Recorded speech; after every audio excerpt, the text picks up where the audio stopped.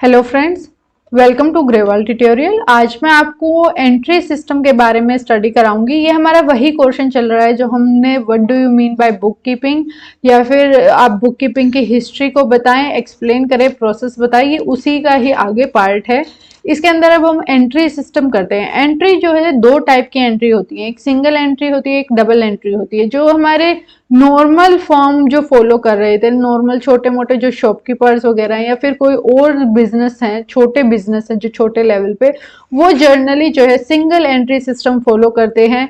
जबकि जो बड़े लार्ज बिजनेस वगैरह हैं वो डबल एंट्री सिस्टम को फॉलो करते हैं। अब सिंगल एंट्री क्या होता है, डबल एंट्री क्या होता है? अगर नॉर्मल भाषा में देखें, सिंगल एंट्री वो होगा जिसमें आप सिर्फ एक ही बार एक ट्रांजेक्शन को रिकॉर्ड करेंगे, और डबल एंट्री वो होगा जिसके अंदर आप दो बार एक ट्रांजेक्शन को क्या करेंगे, रिकॉर्ड करेंगे।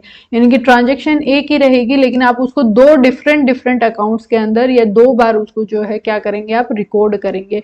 और जब भी आप डबल एंट्री सिस्टम को फॉलो करेंगे तो GAAP प्रिंसिपल्स को हम फॉलो करेंगे, यानी कि हमारे जो भी अकाउंटिंग स्टैंडर्ड हैं उनको हम फॉलो करेंगे, तब जब जाके हमारी जो डबल एंट्री सिस्टम को माना जाएगा।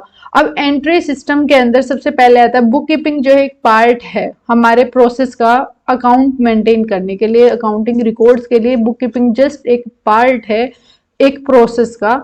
It is divided into two parts, और ये दो पार्ट्स में है, एक होता है सिंगल एंट्री सिस्टम, एक होता है डबल एंट्री सिस्टम। आज जो हम सिंगल एंट्री सिस्टम के बारे में स्टडी करेंगे। This single entry system in accounting is an accounting method in which each accounting transaction is recorded only one entry in the accounting records. यानी कि आप सिर्फ एक एंट्री करेंगे, जैसे कि ये नाम बोल रहा है कि एक एंट्री, तो सिंगल यानी कि एक एंट्री आप रिकॉर्ड करेंगे। It is mostly used for entries in the income statement and is concentrated on the result of the commercial enterprises. और ये जो है हमारे नॉर्मल कमर्शियल एंटरप्राइज वगैरह हैं उनके अंदर इसको यूज किया जाता है, या फिर स्मॉल बिजनेसेस में हम सिंगल एंट्री सिस्टम को फॉलो करते हैं। तो सिंगल एंट्री सिस्टम से आप क्या समझे कि ये सिर्फ एक ही ट्रांजेक्शन को क्या करेंगे, एक एंट्री को ही लिखेंगे। यानी कि अगर एक बार किसी ने कह दिया कि 10,000 की सेल हुई है, तो वो बस एक ही बार लिखा जाएगा कि ये इतने का सामान मैंने बेच दिया है। इसके अलावा डबल एंट्री हम नहीं करेंगे।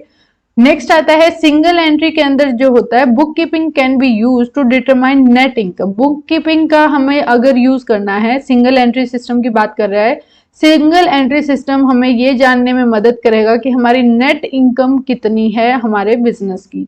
बट ये डिटरमाइन नहीं करवा सकता कि बैलेंस शीट वगैरह हम इसके बेसिस पे हम नहीं बना सकते, या एसेट और लायबिलिटीज अकाउंट्स को हम नहीं बना पाएंगे अगर आप सिंगल एंट्री सिस्टम को फॉलो करेंगे। सिंगल एंट्री सिस्टम नॉर्मली तो हम फॉलो कर सकते हैं, लेकिन हमारे अकाउंट्स वगैरह हम नहीं बना पाएंगे अगर आप एक ही एंट्री करेंगे।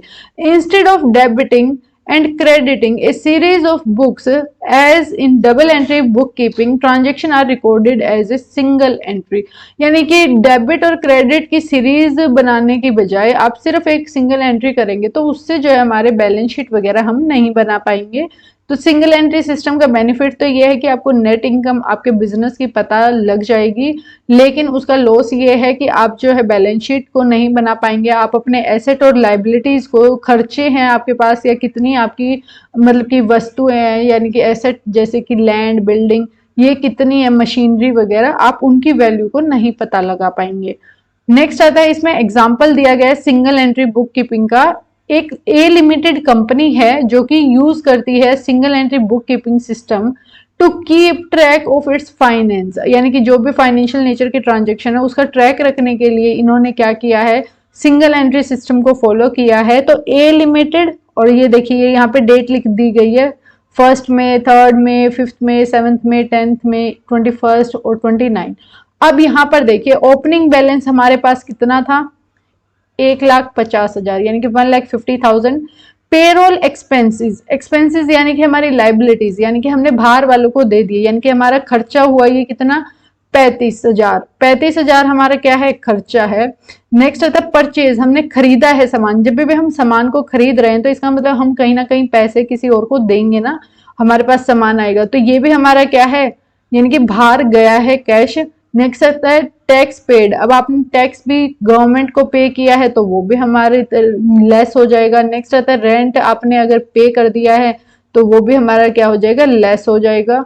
उसके अलावा सेल, अब आपने अपना जो आप काम कर रहे थे ना, आपने वो सामान बेचा है, यानी कि आप जिस प्रोडक्ट का प्रोडक्शन कर रहे थे वो आपने चीज सेल कर दी है, या फिर आपने कुछ भी चीज बेची है, तो उसका जो है आप क्या करेंगे, यानी कि उससे आपको इनकम रिसीव हुई होगी, तो ये 50,000 रुपए हमें रिसीव हुए। और इंटरेस्ट रिसीव्ड, या फिर आपने कहीं इन्वेस्ट किया हुआ था उससे आपको इंटरेस्ट अर्न हुआ है, यहाँ पर रिसीव्ड है। अगर यहाँ पर क्या आता पेमेंट, इंटरेस्ट पेमेंट, तो वो हमारी लाइबिलिटी हो जाती है, ये हमारा इंटरेस्ट है, तो इसलिए हमने इसको क्या है ऐड कर दिया है। और एट द एंड हमारे पास जो है 90,000 रुपए आ जाते हैं, ये हमारा क्लोजिंग बैलेंस है। ये होता है सिंगल एंट्री सिस्टम होता है, जिसके अंदर सिंगल एंट्री बुक कीपिंग हम कहते हैं इसको, यानी कि सिर्फ आप क्या करेंगे, नॉर्मली आज इतने की लेन देन, आज हमने इतना दिया, आज इतना लिया, नॉर्मल आप ट्रांजेक्शन रिकॉर्ड करेंगे। अब जैसे कि ये 1 मई को ओपनिंग बैलेंस 1,50,000 है, तो इसी तरीके से अब ये 90,000 जो होगा वो 1 मई के बाद क्या आएगा, जून, यानी कि 1 जून को 90,000 ओपनिंग बैलेंस के साथ नेक्स्ट हमारी जो एंट्री है वो लिखनी हम स्टार्ट करेंगे। होप सो आपको जो है ये समझ आया होगा। अगर आपको फिर भी कोई डाउट है कमेंट में ज़रूर पूछें, एंड चैनल को सब्सक्राइब करें, एंड थैंक्स फॉर वॉचिंग।